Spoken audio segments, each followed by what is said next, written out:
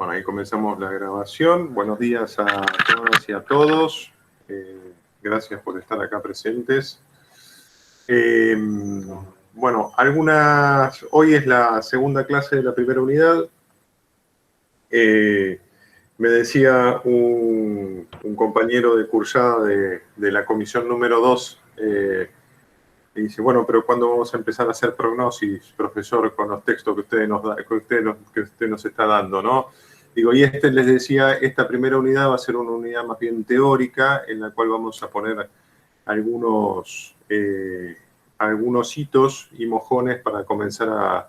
Luego sí, en la unidad número 2, quédense tranquilos, vamos a comenzar a pensar el presente y ver cómo podemos proyectar el futuro.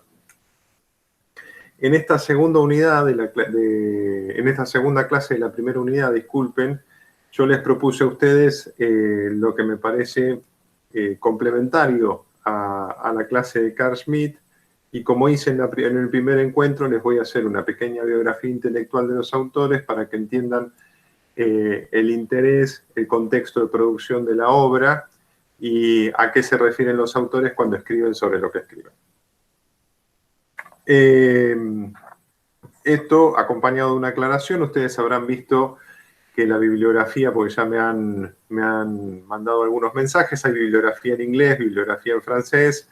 Esa bibliografía yo les doy videos, y en todo caso, sí, de la bibliografía complementaria, que hay mucha en lengua extranjera, ustedes consideran que hay algún texto que les parece interesante, podemos llegar a convenir para que yo les envíe un audio con los puntos salientes del texto y por qué lo incluí como bibliografía optativa. Les decía, este segundo encuentro de la primera unidad, complementario al primero, también vamos a pensar algunos aspectos teóricos que permitan ya adentrarnos en el análisis del siglo XX, que para mí es el objeto de esta materia. En la primera clase vimos a Carl Schmitt. Yo la verdad que no les contesté el foro porque no me aparecieron mensajes en el foro, y veo que hoy cuando entré había mensajes en el foro de la clase 1, así que les pido disculpas, los voy a estar respondiendo. Y habrán visto que yo trabajé sobre la noción de política de Carl Schmitt para pensar en una primera definición que me parece potente del autor, que es el Estado es el estatus político de una nación. Ahí tenemos, yo les decía, en esa definición de Carl Schmitt, condensados ciertos elementos que nos permiten a nosotros pensar los principios políticos de la defensa. Tenemos al Estado, tenemos la nación y tenemos la política. Y eso tiene un corolario, que es el que también señala Max Weber, autor sobre el cual nos vamos a detener hoy, que comienza a aparecer la cuestión del territorio como aquel fundamento o base material sobre la cual se asienta lo que yo les acabo de mencionar. Así que hoy vamos a avanzar sobre un segundo autor alemán, Max Weber. Estimo que varios de ustedes ya lo conocen. Es un sociólogo alemán, coetáneo de Schmitt. Trabaja, si bien trabaja en otra universidad, desarrolla su obra académica aproximadamente en los mismos años. Max Weber muere a los 50 años en la década del 30. No llega a ver el ascenso del nazismo en Alemania. Y la preocupación de Weber, como la de Schmitt, tiene que ver con comprender qué es el Estado. Como yo les decía, para todos estos autores la cuestión del Estado es relevante, porque piensen que están elaborando su producción intelectual desde Alemania, un Estado que se forma hacia 1880 y que se proyecta tardíamente como Estado-nación en el contexto europeo. Primer punto sobre el cual yo les hacía la invitación a reflexionar, porque en cierta medida también tiene que ver con la proyección de los Estados-nación latinoamericanos que obedecen a una segunda ola de constitución de repúblicas, si uno piensa en lo que algunos autores han denominado el mundo atlántico, entendiendo por mundo atlántico el espacio geográfico de intercambio en el cual se origina el capitalismo. Entiéndase que hay un primer espacio geográfico que es el mundo mediterráneo y un segundo espacio geográfico que es el espacio atlántico, que es todo el proceso de intercambio económico, cultural e institucional que se da entre las naciones y los reinos, de Europa y los territorios de América. La América de norte a sur, la América francesa, anglosajona y iberoamericana, entendiendo por ella la hispánica y la lusitana. ¿Cuál es la particularidad del trabajo de Weber y la diferencia respecto del trabajo de Carl Schmitt? El trabajo de Carl Schmitt parte de lo legal y normativo, mientras que el trabajo de Max Weber parte de lo histórico y sociológico. Acá una primera aclaración. Nosotros tenemos generalmente en América Latina unos estudios de los trabajos de Weber han sido traducidos al castellano desde el inglés. Las primeras traducciones de Weber del alemán al inglés las realiza Talcott Parsons en los Estados Unidos en la década del 50, y esas traducciones están embebidas de la visión que tiene Parsons respecto de lo que es la sociología. Recordemos que Parsons es un sociólogo funcionalista norteamericano cuya principal y su objeto de estudio en su tesis doctoral es la constitución de los campos profesionales, en particular la burocracia de los médicos. Parsons se dedica a la profesionalización de la medicina en los Estados Unidos. Por ello, la lectura original de Weber que realiza Parsons, y es la que se traduce, la primera traducción es de Fondo de Cultura Económico de México, está anclada en la noción del tipo ideal.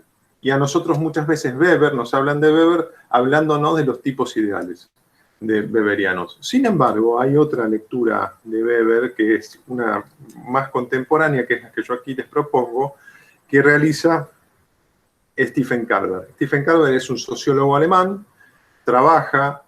hizo un profundo trabajo hermenéutico de la obra de Weber y rescata el trabajo sociológico histórico de Weber, en el cual Weber nos propone que es una de las cuestiones que está en Estado y Sociedad, para quien lo haya leído, las trayectorias de largo plazo de desarrollo occidental. ¿Sobre qué punto ancla la lectura Weber y que Stephen Carver nos invita a pensar? Lo van a encontrar en el video. El texto, lamentablemente, la obra de Carver no está traducida al castellano, hay traducciones, él escribe en alemán y en inglés, y hay traducciones solamente, encontré yo en francés. Si alguno de ustedes encuentra alguna traducción al castellano, es bienvenida y agradezco el aporte. ¿Qué dice Stephen Carver? Dice, Max Weber se preocupa por ver cuál es la dinámica del desarrollo en Occidente. Dice, buscando la dinámica del desarrollo en Occidente, él ve dos lógicas de racionalización formal, tres en verdad, nosotros nos van a interesar dos. Dos lógicas de racionalización formal que en principio son las que marcan el derrotero del Estado en Occidente. ¿Cuáles son esas lógicas de desarrollo de racionalización formal? Una es la lógica del mercado, dice Weber, y otra es la lógica del Estado. Ambas lógicas coexisten a lo largo de la historia de Occidente y priman en un momento determinado en función del interés de los actores. Este es un primer punto sobre el cual yo me quería detener, porque complejiza, digamos, una lectura que muchas veces se hace, que es, bueno, está o el Estado o el mercado. Y Weber dice, no, está el Estado y el mercado, y obedecen a lógicas de racionalización que no son otra cosa que la administración y la forma en la cual se utilizan y se distribuyen los recursos en una sociedad en un momento determinado. Entonces, ¿qué dice Weber? ¿Cuál es la lógica del mercado? Es la lógica económica. Es la lógica económica de asignación de recursos, en la cual el actor que económicamente es más fuerte es aquel que decidirá cómo se asignan los recursos en un territorio determinado.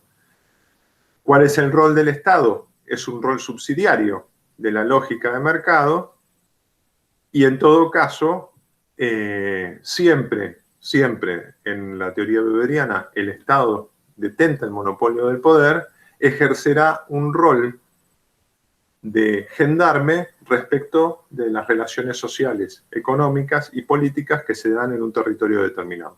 Ese es un primer punto. Ahora bien, ¿qué es lo interesante de la lectura de Calvert? Calvert dice, hay otra lógica de desarrollo formal de la racionalidad en Occidente, que es el Estado. ¿El Estado en qué está anclado? Está anclado en principios legales burocráticos. ¿Y qué supone eso? Supone una lógica de asignación de recursos en función de principios legales burocráticos, que no obedecen a la posición de poder relativa del actor económico, sino a una cuestión de un orden legal.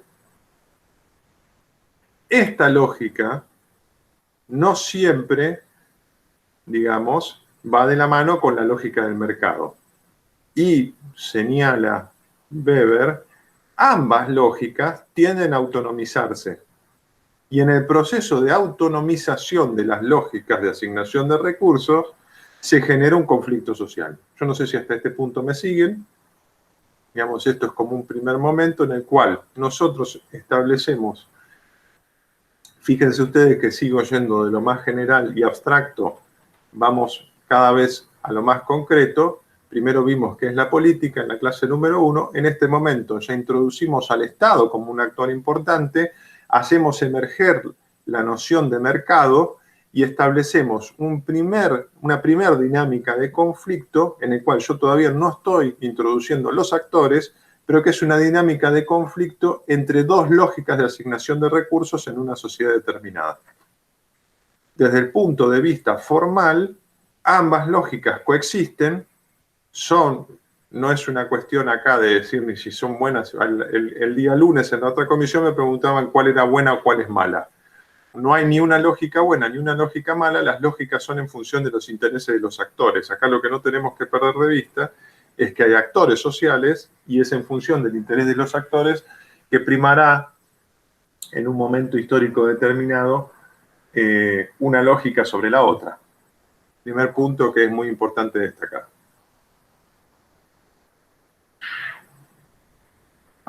Segundo punto, que me parece dable destacar de este trabajo, es que hay en la propuesta de Weber un corolario que para nosotros particularmente es interesante, que tiene que ver con que el proceso de autonomización del Estado en las sociedades occidentales conlleva a una especialización. El proceso digamos, de desarrollo de la racionalidad burocrática conlleva a un proceso de especialización de ciertas burocracias, entre las cuales las Fuerzas Armadas son una de ellas y una muy importante. Digamos, si uno ve cuáles son las burocracias estatales especializadas, uno puede identificar rápidamente por funciones: administración de poder, interno y externo, por ejemplo, en el caso argentino, que está dividido, Fuerzas Armadas y Fuerzas de Seguridad,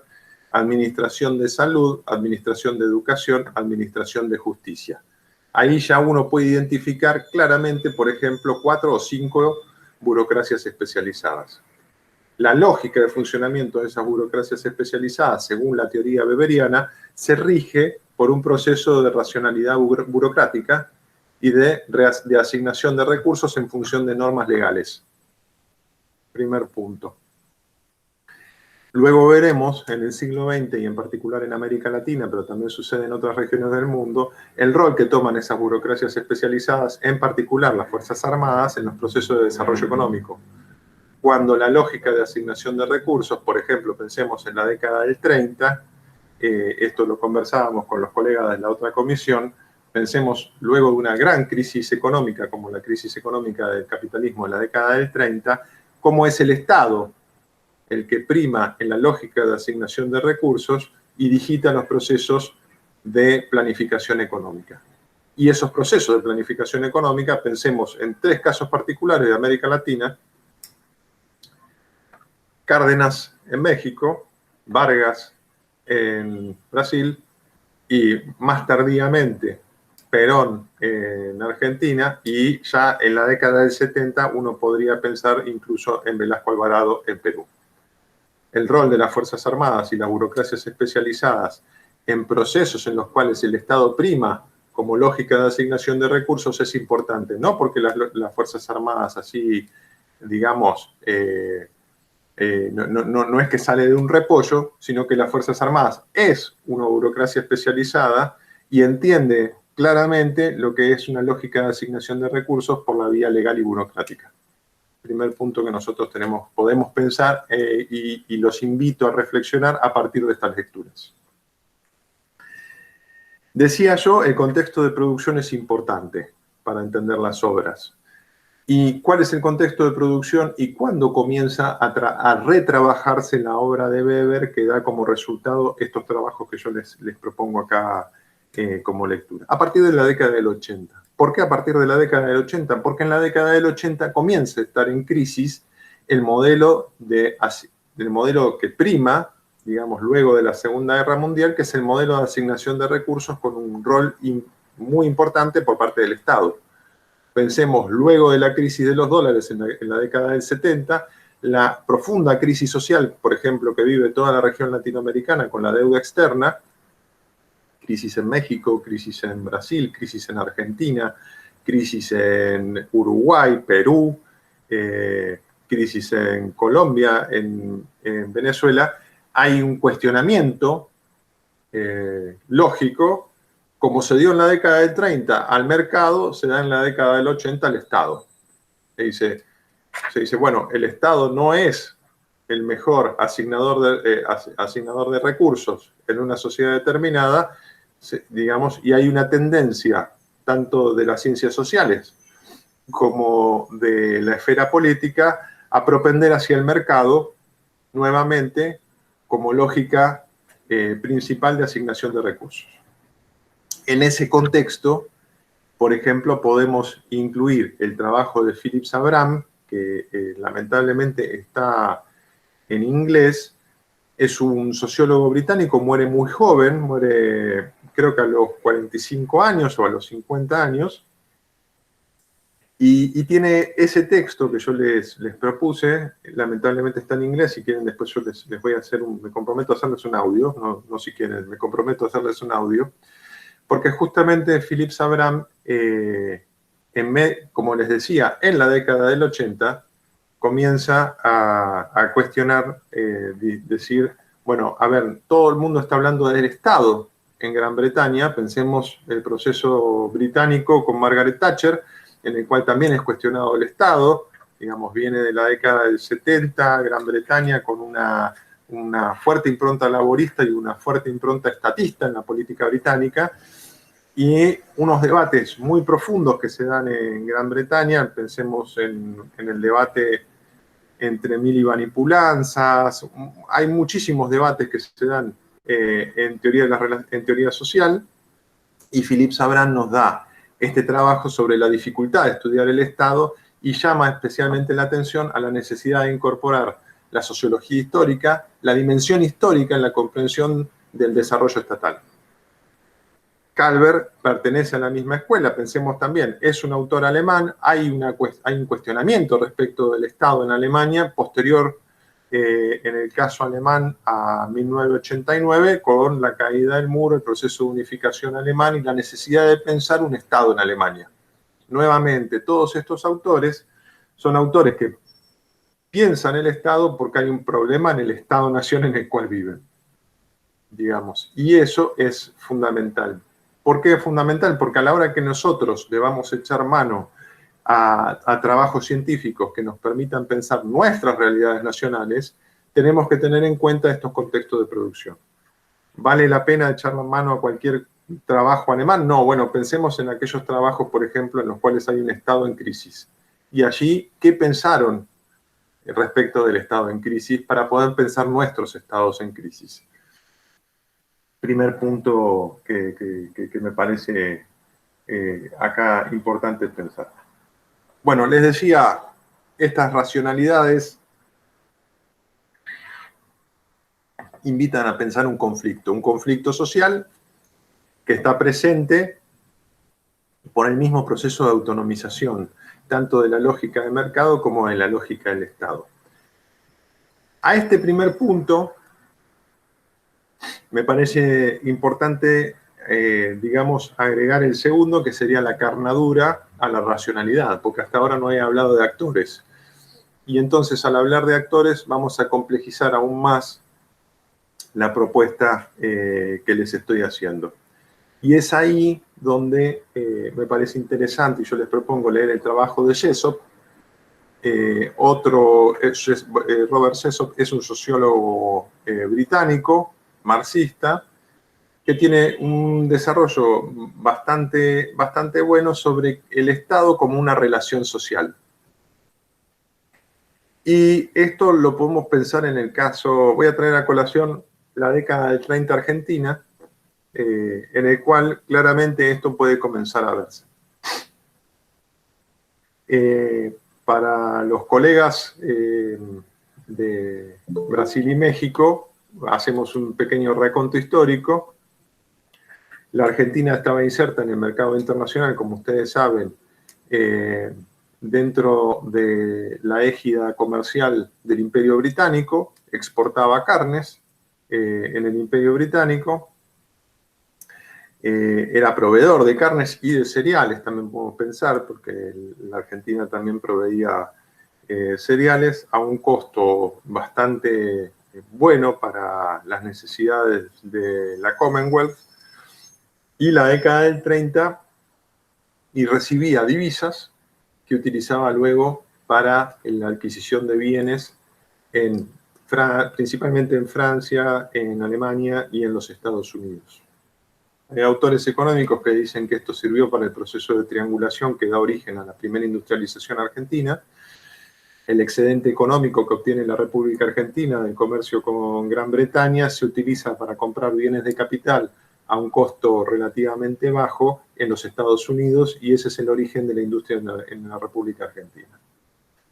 Más allá de ese debate, lo que sí es claro es que el crack de 1929 pone en situación de jaque el modelo de inserción argentino, y el resultado de eso es, por parte de la élite política, la necesidad de repensar la lógica de asignación de recursos. Y es allí donde comienzan a diseñarse, a partir de la década del 30, todas las agencias de intervención en el Estado. La principal agencia es la Junta de Carnes, pero también pensemos que se dan concomitantemente a la Junta de Carnes juntas de granos, ¿sí?, y varias agencias reguladoras de la actividad económica. Esto lo conversaba el año pasado en una conferencia, en una mesa redonda en la que participé. Decíamos, bueno, ¿cuál es el contexto de emergencia de esas agencias reguladoras de la actividad económica? El contexto de emergencia de esas agencias reguladoras en la Argentina, pero también puede pensarse en otros países, se da precisamente porque todavía no había una democratización de las relaciones sociales en la República Argentina. ¿Qué quiero decir con esto? No hay una participación activa de las clases populares en la vida política argentina, solamente los sectores medios urbanos y los sectores arrendatarios del campo participan en la vida política a través de una manifestación, una representación política, que es la Unión Cívica Radical, un partido argentino muy importante que tiene una trayectoria ya de más de 100 años.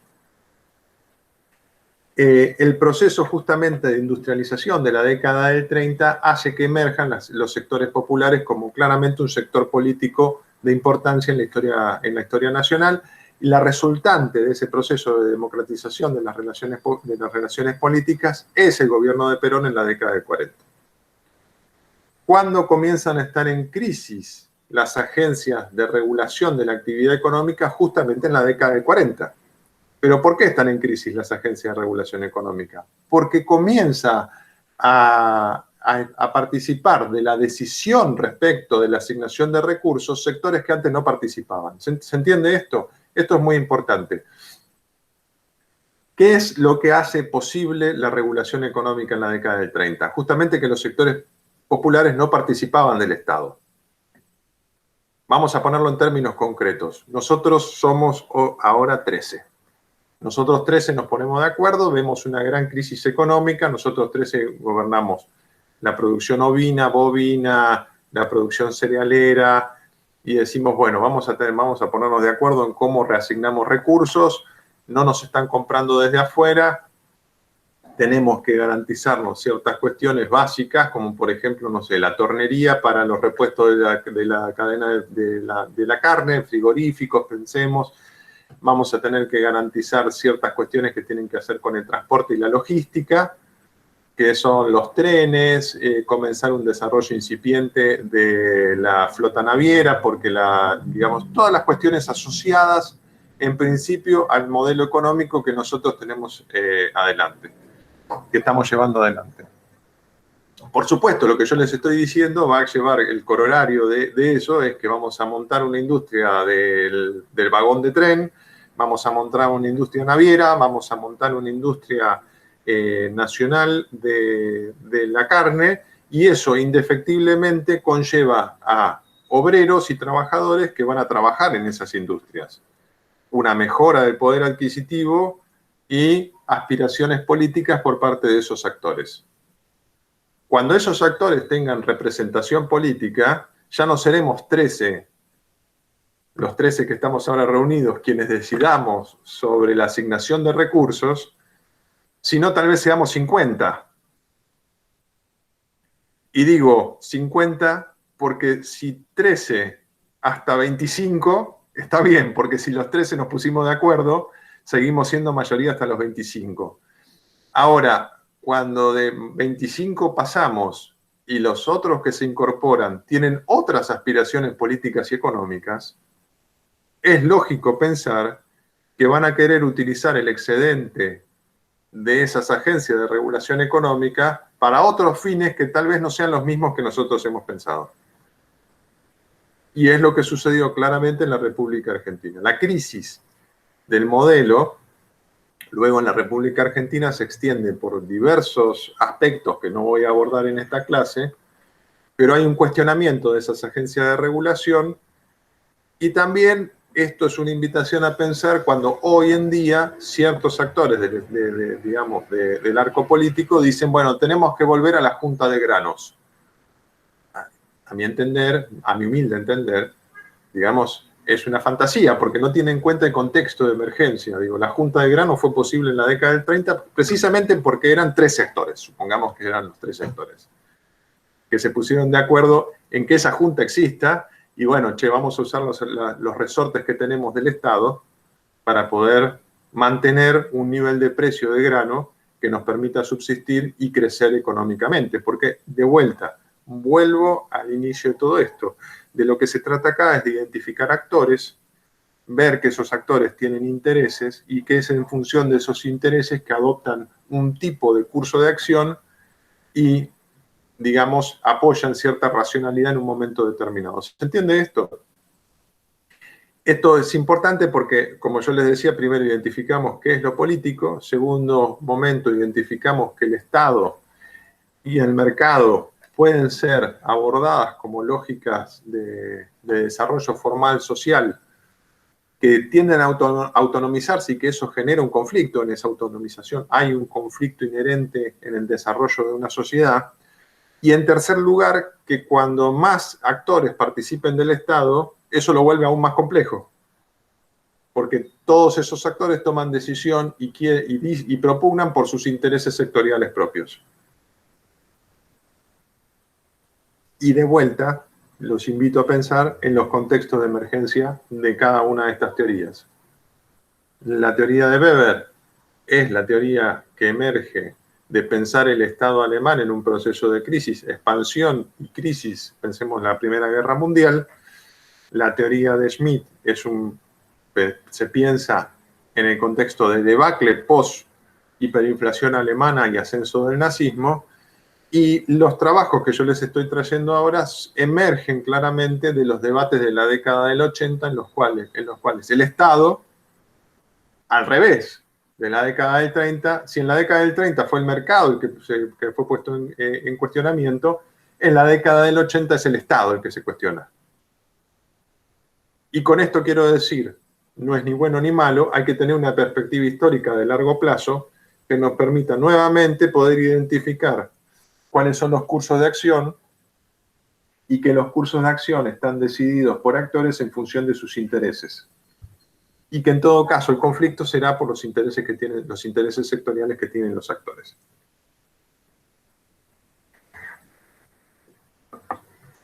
Finalmente, para la clase de hoy, yo les incorporé un texto de Bourdieu, que es sobre la génesis del campo burocrático, que acompaña lo que yo les acabo de decir respecto de qué son las burocracias especializadas y cómo esto, siguiendo un poco la teoría de Weber, pero embebido también de la teoría materialista, ve como una dinámica propia de aquello que es el capital burocrático y el campo burocrático como algo específico. Yo no sé si hasta acá tienen dudas o consultas. Yo vuelvo a sintetizar el proceso completo. De lo más general, identificar qué es la política. Yo en eso les propongo Schmitt para llegar a una definición que me parece muy clara y pertinente para nuestro estudio, que es: el Estado es el estatus político de una nación. Luego pensar qué es el Estado a partir de la sociología histórica, pensando al Estado también como una lógica, digamos, formal de asignación de recursos que tiende a autonomizarse y que entra en disputa con la lógica de asignación de recursos del mercado. Y luego pensar, ya incorporando a los actores, que tanto en el mercado, porque recién hablé del Estado, pero también podemos hablar del mercado, porque la lógica de asignación de recursos en el mercado también tiende a ser conflictiva, no solamente con los actores que tienen el capital concentrado contra los actores que no tienen el capital concentrado, sino entre los mismos actores que tienen el capital concentrado, que pretenden que el excedente de una sociedad sea asignado a su sector y no a otro. En esto, digamos, me parece que ahí ya podemos comenzar, a partir de la unidad número 2, a analizar casos históricos concretos, digamos, que es lo que yo les voy a proponer, tanto de África como de América Latina, para comenzar a pensar el contexto actual de emergencia del Estado. Yo no sé si tienen consultas. Ahora sí, los invito a abrir el micrófono y ya comenzar a intercambiar un poco sobre lo que charlábamos hoy.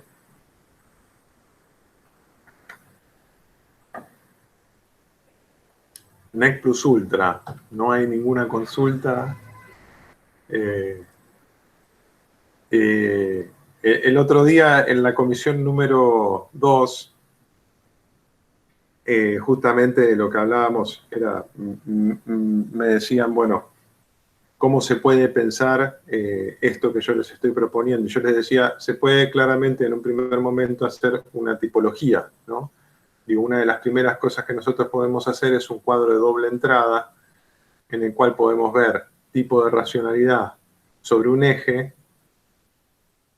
y niveles de democratización sobre el otro eje. Y ese cuadro de doble entrada nos puede brindar, digamos, ya una primer matriz de identificación de momentos históricos-políticos del Estado y la sociedad para poder dar cuenta de conflictos sociales. Pensemos en procesos en los cuales la racionalidad que prima es la de mercado y hay bajo nivel de democratización de las relaciones políticas. Claramente eso lo podemos asociar a los modelos agroexportadores latinoamericanos del siglo XIX, por ejemplo.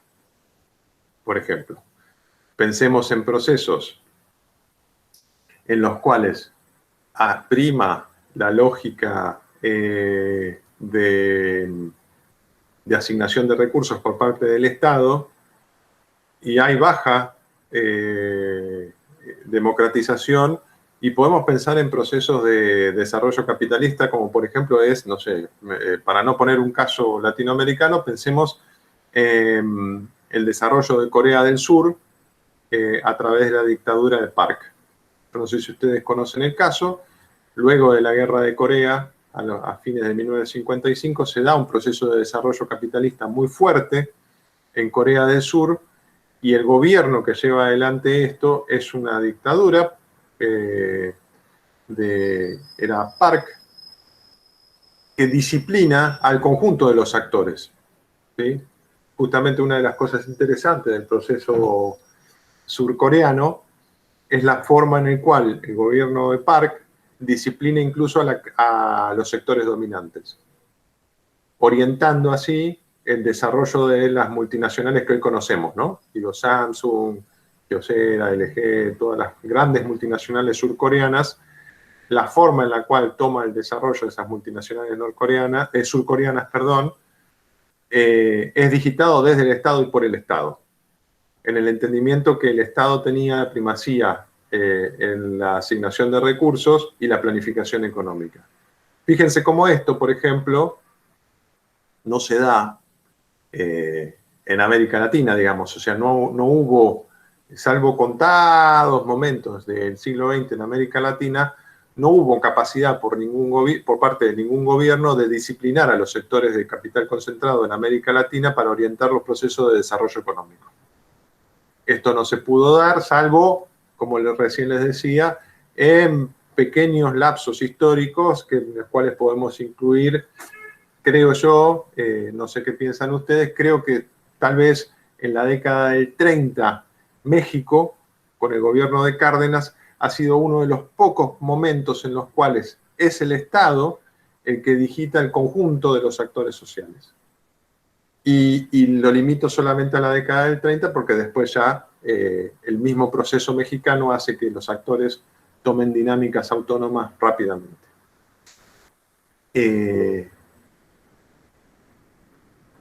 Alexander.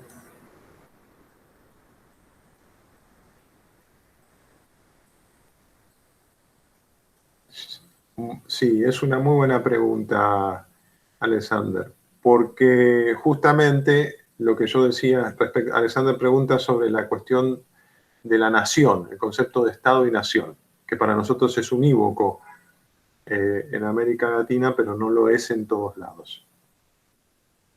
Esta cuestión, yo les decía, y fue a propósito, traje a colación un autor alemán, porque justamente a fines del siglo XIX se está pensando el Estado-Nación en Alemania. Y se está pensando un Estado-Nación justamente porque hay una nación disgregada en el entendimiento alemán de que la nación alemana era mucho más de que Prusia, y eso conlleva al proceso de unificación.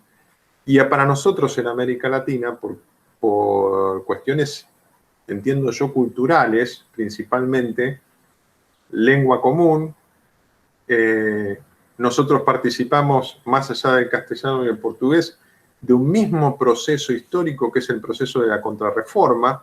Nosotros ahí tenemos, digamos, más allá de la diferencia idiomática, que es menor, la verdad, respecto a otras regiones, pensemos en la playa de lenguas que coexisten en Europa, nosotros en América Latina tenemos una misma tradición cultural, que es la tradición iberoamericana, pero además, fuertemente, bajo el proceso de, siendo aún colonias tanto de España como Portugal, América Latina es tierra de contrarreforma. Hay un proceso de unificación cultural muy importante en América Latina en el siglo XVII y en el siglo XVIII, bueno, en el siglo XVI ya, muy importante, que hace que las bases digamos, culturales y de formación de las sociedades latinoamericanas sean uniformes, y eso también influye en la noción de nación que nosotros tenemos. Una noción de nación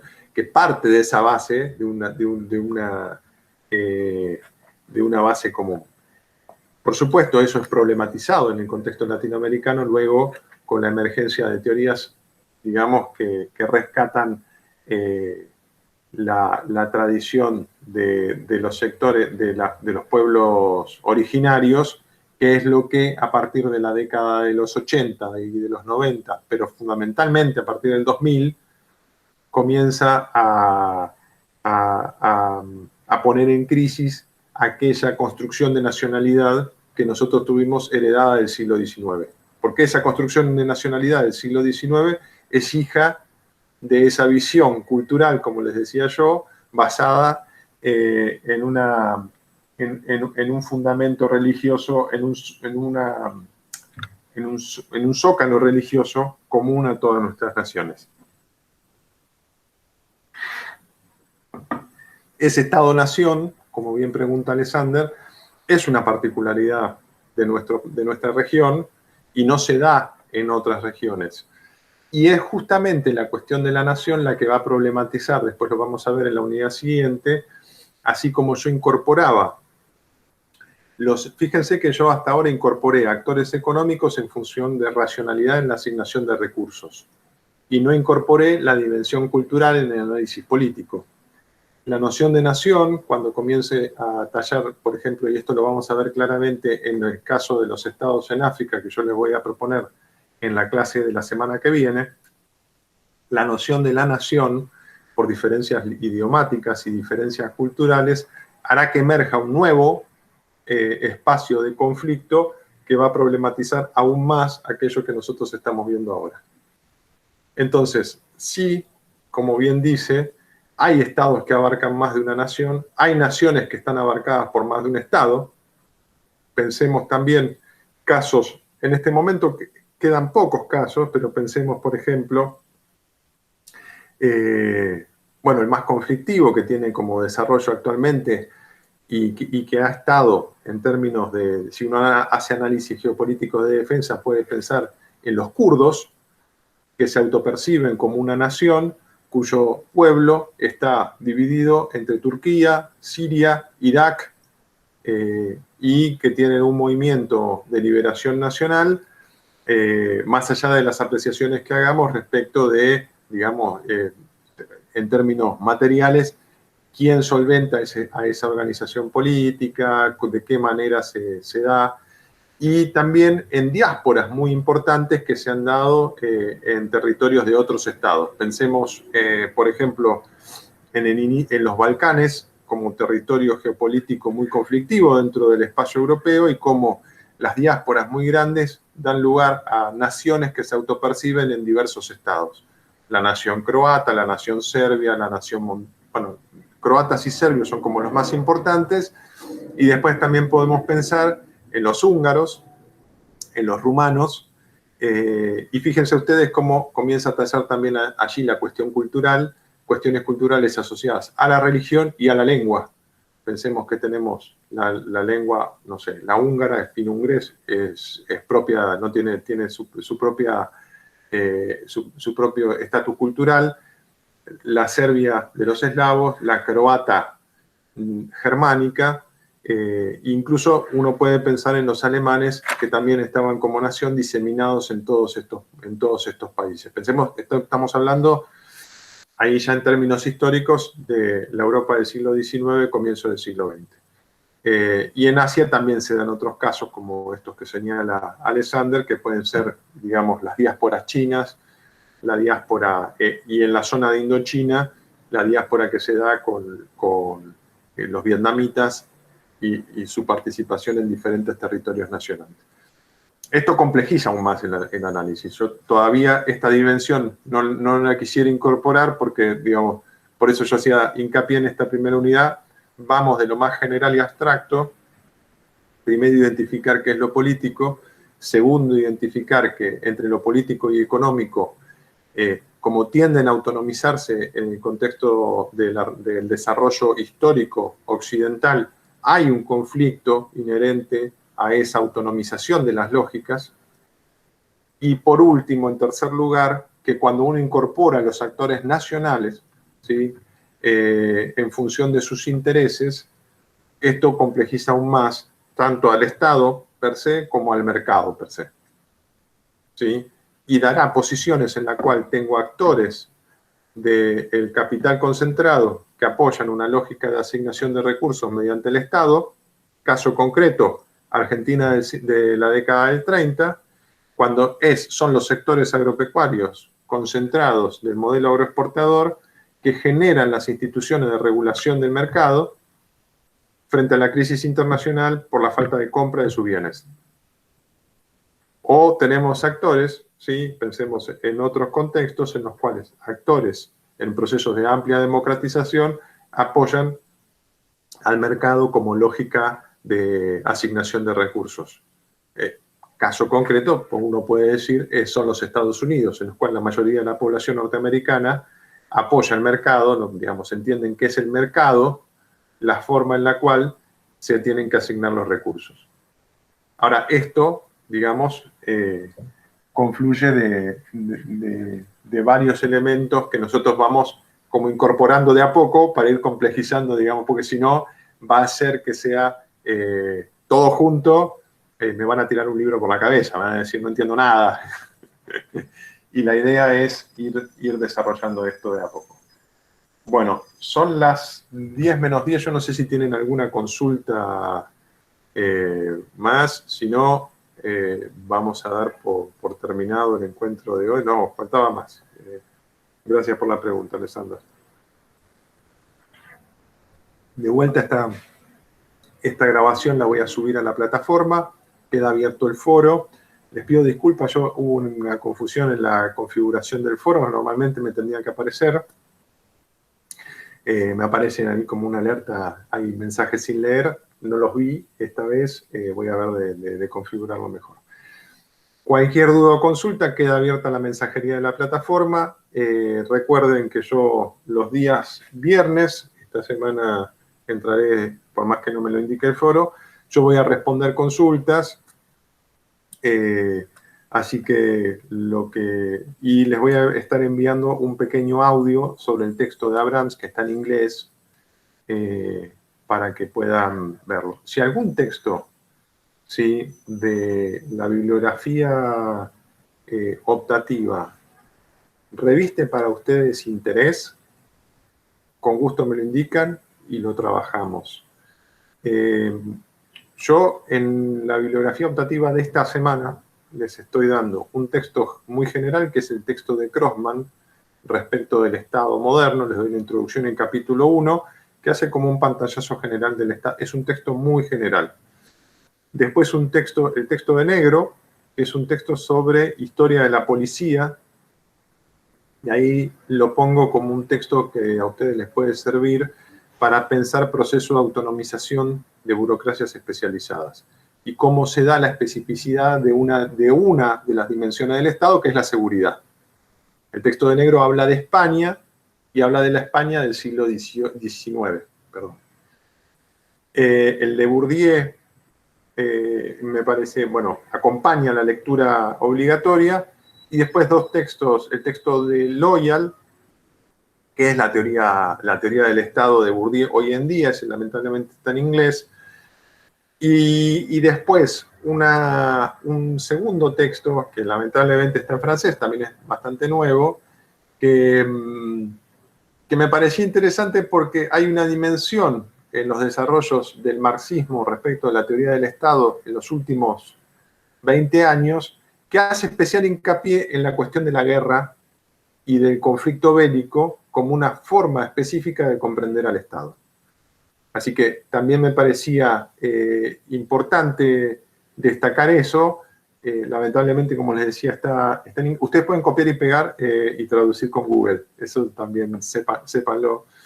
Pero, digo, hay en los últimos 20 años, hay una tendencia dentro de los estudios teóricos del Estado a poner el eje en la cuestión de la guerra y el conflicto como una forma de comprender el desarrollo institucional en términos teóricos de lo que es el Estado y su especificidad. Así que, bueno, los dejo con esto, voy a cortar la grabación. Les agradezco. Ahí está.